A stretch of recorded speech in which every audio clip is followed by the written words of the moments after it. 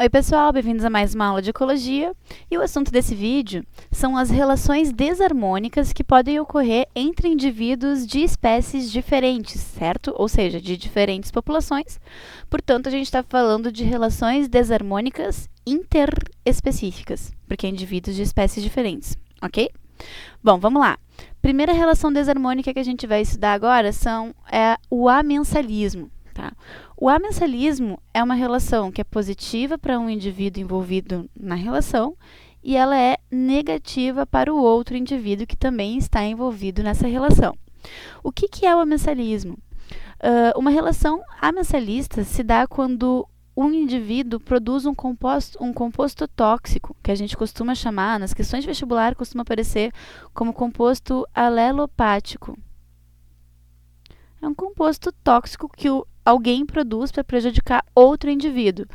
Tem vários exemplos disso. Por exemplo, nós temos as árvores do gênero Pinus, tá? Que é aquele pinheiro que a galera planta e chama de reflorestamento, né? Na verdade, o Pinus é uma árvore de crescimento rápido, tá? Que ela é muito utilizada para monocultura, que os agricultores plantam para conseguir adquirir celulose, para fazer essa folha de papel que eu estou escrevendo para vocês, para fazer livros, cadernos, sei lá, palito de dente, essas coisas assim que envolvem a madeira do pinus. Ela cresce em cerca de 7 anos, né? Uma coisa muito rápida o crescimento dela. Só que o pinus, pessoal, ela é uma árvore que ela produz um composto tóxico, um composto alelopático, que inibe o crescimento de qualquer outro vegetal que esteja por perto, né? Então, por exemplo, ele inibe, na verdade, a germinação de sementes. Então, qualquer gimnosperma, qualquer angiosperma que queira germinar no solo onde alguém plantou pinus, não vai conseguir. Aqui no Rio Grande do Sul, por exemplo, a gente tem um pinheiro, que tem uma grande importância ecológica para a gente, que é a Araucária angustifolia, né? Então, é sabido que em locais que a gente tem o pinus, essas árvores têm muita dificuldade para crescer, para germinar.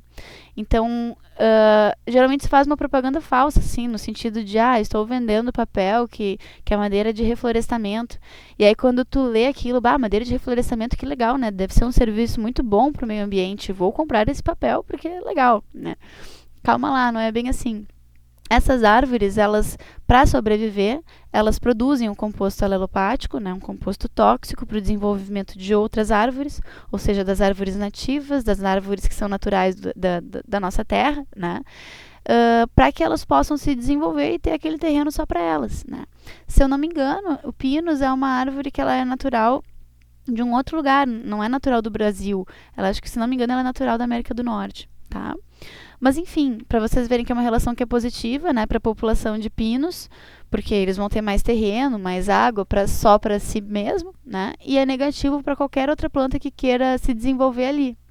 Um outro exemplo que a gente tem de relação amensalista é o caso dos fungos que produzem antibióticos. Por exemplo, tem um gênero de fungos chamados Penicillium, tá? Agora não lembro se é com 2 L's, mas sei lá, deve ser assim. Acho que é isso aí, Penicillium. O nome do fungo é Penicillium, é o cara que produz penicilina.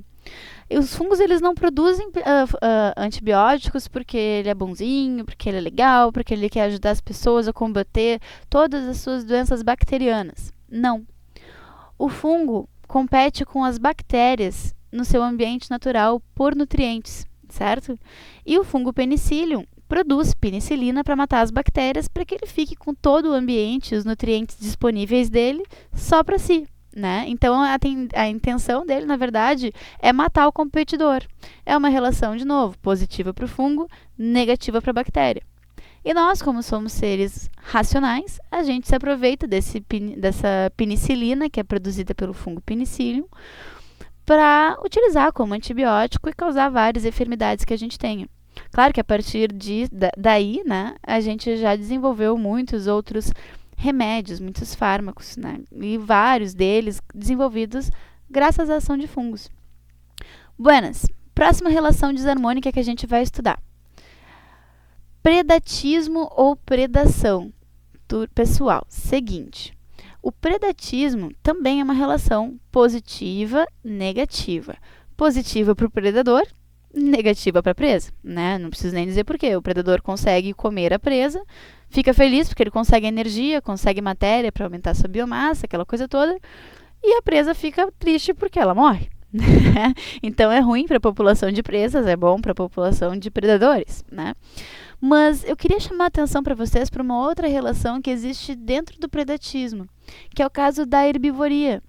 O que é herbivoria? É quando tu considera que tu tenha, por exemplo, um herbívoro que se alimenta de uma planta, né? Sei lá, uma formiga que come as folhinhas das árvores, enfim. É bom para a formiga, é ruim para a árvore. Tá, Andressa, então herbivoria não é predação? Depende do autor, tá, pessoal? A gente tem que ter muito cuidado quando for analisar esse tipo de coisa. Alguns autores aceitam a herbivoria como sendo predação, e outros autores já interpretam a herbivoria como sendo um tipo de predação, mas que não pode se equivaler. E a justificativa é simples, eles dizem que tu não pode equiparar a herbivoria ao predatismo pelo simples fato de que, na maioria das vezes, o herbívoro, né, no caso que eu dei para vocês, a formiguinha, ela não leva à morte a sua presa, né? Por quê? Porque ela come pedacinhos de folha, come pedacinho de galho, né? Ela não chega a levar à morte a plantinha que ela está comendo. Então, isso faria com que a herbivoria fosse um caso à parte dentro de predação. Porque se tu for considerar a predação animal, sei lá, uma onça comendo, sei lá, que bicho, agora não me vem nenhum na cabeça. Uma capivara, tá? Uma onça comendo uma capivara. A capivara morre, né? É a morte imediata da presa, né? E na herbivoria isso, na maioria das vezes, não acontece. Então, por isso, tem autores que consideram a herbivoria um caso especial dentro do predatismo. O último caso que a gente vai estudar nessa aula é o da competição. Competição, pessoal, não é positivo para ninguém. Competição é sempre negativo para todo mundo que estiver envolvido nessa relação. A gente já tinha conversado sobre competição lá nos vídeos sobre relações desarmônicas intraespecíficas, tá? Uns vídeos atrás aí, vai dar uma lida. Uma lida não, uma ouvida, uma assistida. Mas, enfim, nesse caso aqui, pessoal, a competição interespecíficas entre espécies diferentes também é péssima para os dois. Sei lá, vai que tem ali duas espécies diferentes de macaquinho querendo beber água de um riacho ali, de um lago, tá?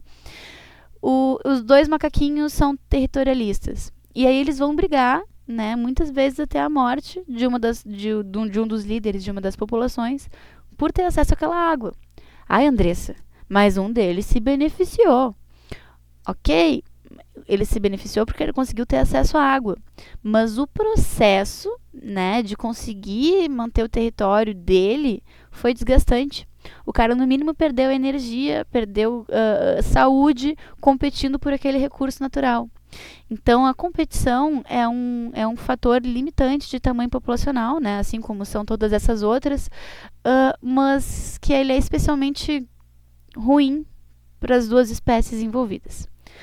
Certo, pessoal? Então, competição é competição geralmente por recursos, pode ser por território também, por comida. Certo, gente? Um beijão para você e até a próxima aula.